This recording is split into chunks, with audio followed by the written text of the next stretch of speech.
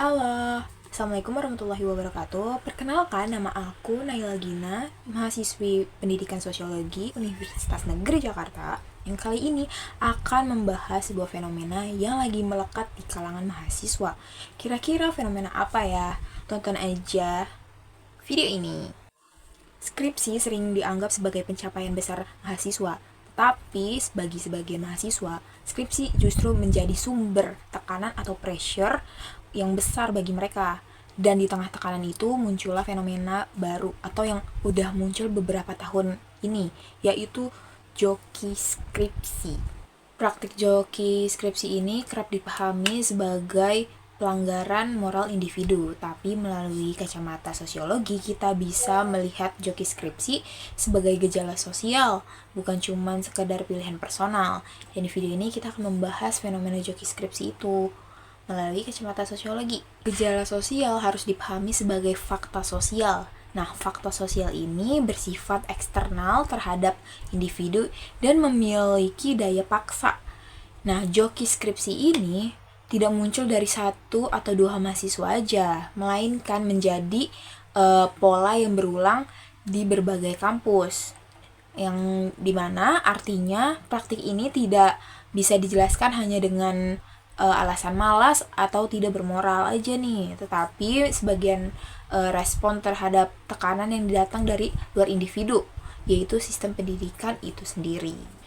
Yang kita ketahui terutama mahasiswa nih ya, mahasiswa kan sering banget dihadapi pada berbagai tuntutan struktural. Contohnya tuh kayak standar akademik yang tinggi, target lulus tepat waktu, terus keterbatasan bimbingan, serta tekanan dari ekonomi dan keluarga. Nah, menurut Durkheim ini, ketika tuntutan sosial terlalu tinggi, terlalu kuat, sementara sarana untuk mencapainya itu terbatas, individu akan mengalami tekanan struktural. Nah, dalam konteks ini, skripsi tidak lagi dipahami sebagai proses pembelajaran, tapi melainkan sebagai beban sosial yang harus segera diselesaikan. Jadi kurang lebih intinya tuh karena banyaknya tekanan yang datang, udahlah gue joki skripsi aja, jadi nggak perlu repot-repot lagi. Durkheim menggunakan konsep anomi untuk menggambarkan kondisi ketika norma sosial menjadi tidak jelas atau sulit diterapkan. Nah, secara ideal, norma akademik menuntut kejujuran, kemandirian, dan proses ilmiah. Namun, dalam praktiknya, mahasiswa justru dihadapkan pada tekanan kelulusan, administratif, dan persaingan yang ketat. Ketika norma ideal itu dan realitas struktural tidak seimbang, mahasiswa mengalami kebingungan norma. Dalam kondisi anomi inilah, praktek seperti joki skripsi muncul sebagai bentuk penyesuaian terhadap tekanan sosial. Budaya instan dalam masyarakat modern semakin memperkuat kondisi fenomena ini. Kecepatan, efisiensi, dan hasil akhir lebih dihargai daripada proses dalam pembelajaran. Skripsi kemudian direduksi menjadi syarat administratif untuk memperoleh ijazah, bukan lagi sebagai sarana pembentukan intelektual. Dalam kerangka pemikiran Durkheim ini, budaya instan ini melemahkan fungsi norma akademik, sehingga penyimpangan menjadi lebih mudah dan dinormalisasikan. Dan yang kita lihat sendiri,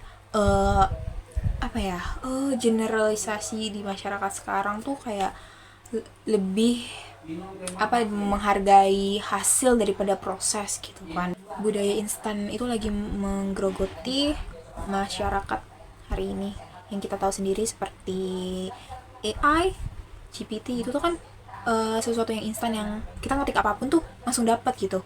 Nah, walaupun dengan adanya bantuan teknologi seperti itu, kita penting juga untuk memperkuat atau mempertahankan integritas bahwa kita ini tuh mahasiswa dan kita harus jujur dalam melakukan segala hal gitu, penelitian, skripsi dan sebagainya.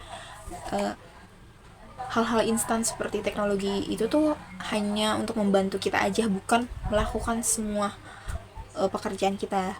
Apalagi joki yang dimana kayak udah biarin jokinya aja yang ngerjain, gue mah nggak usah gitu kan. Nah, itu yang salah ya teman-teman. Jangan menggunakan joki skripsi sebagai alat untuk supaya gue lulus cepat.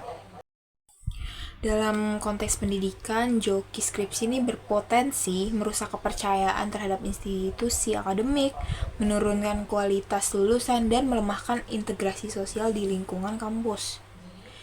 Pendidikan yang harusnya membentuk moral kolektif justru gagal menjalankan fungsinya gara-gara fenomena joki skripsi ini.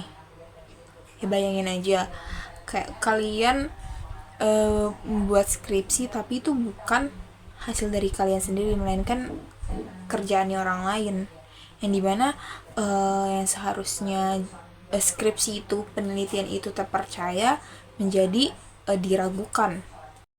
Solusi struktural. Solusi tidak cukup diarahkan pada individunya aja, tetapi harus bersifat struktural. Kenapa? Karena penguatan norma akademik, peningkatan kualitas bimbingan, kebijakan kelulusan yang realistis, serta budaya belajar yang menekankan proses menjadi kunci.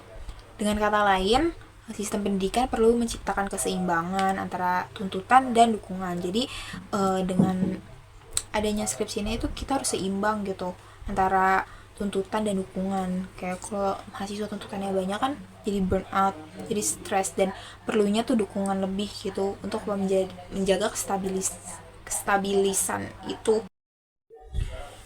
Dalam video ini, joki skripsi dapat dipahami sebagai gejala sosial akibat tekanan struktural dalam pendidikan tinggi. Nah, fenomena ini mengingatkan kita bahwa ketika norma melemah dan tekanan meningkat, penyimpangan bukan lagi sebagai anomali gitu, melainkan sebagai konsekuensi sosial. Nah, pertanyaannya itu bukan lagi tentang siapa yang salah, siapa yang benar, tapi bagaimana sistem pendidikan dapat kembali membangun norma dan solidaritas akademik yang baik.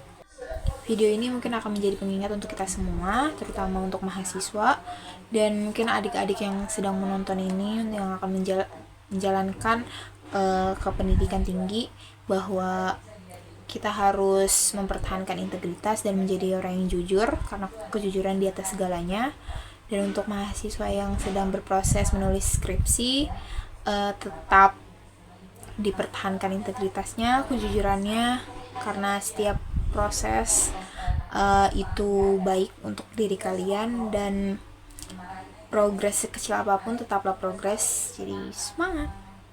Mungkin itu aja, sekian dari aku, kurang lebihnya mohon maaf, dan jangan lupa untuk tekan like dan komen, correct me if I'm wrong, dan jangan lupa untuk tonton juga video-video pembelajaran, pembahasan dari teman-teman aku di channel YouTube ini. Jangan lupa juga untuk share ke teman-teman kalian. Semoga bermanfaat. Assalamualaikum warahmatullahi wabarakatuh. Dadah.